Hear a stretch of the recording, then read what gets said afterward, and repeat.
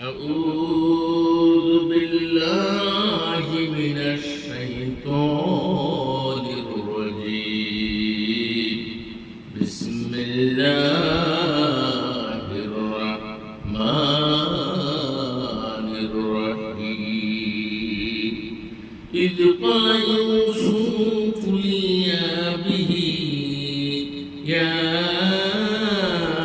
أبتي إني رأيت أحد عشر كوكبا والشمس والقمر رأيتهم لي ساجدين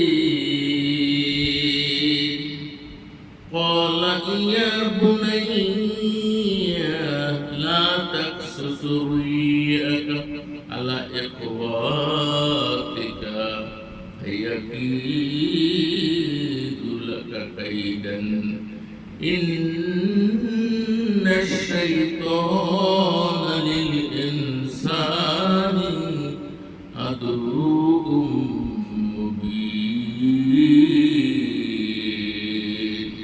إرشاد হচ্ছে স্মরণ করো যখন হযরত ইউসুফ আলাইহিস সালাম তার পিতাকে বলেছিল, হে আমার পিতা, আমি একাদশ নক্ষত্র, সূর্য এবং চন্দ্রকে দেখেছি ওদের আমার প্রতি সিজদাবনত অবস্থায়।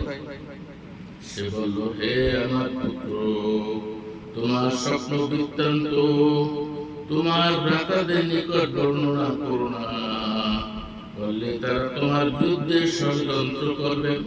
নিশ্চয়ই শয়তান মানুষের প্রকাশ্য শত্রু।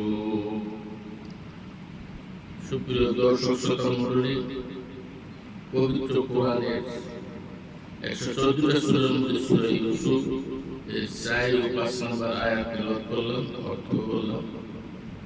এই ইউসুফ আলাইহিস সালামের জীবন বৃত্তান্ত এই সূরাটা বর্ণনা করা হয়েছে।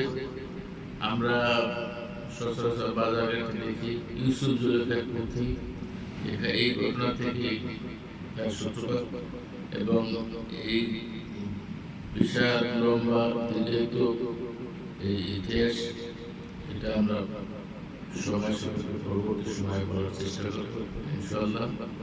وآخر دعوانا الحمد لله رب العالمين. السلام عليكم ورحمة الله وبركاته.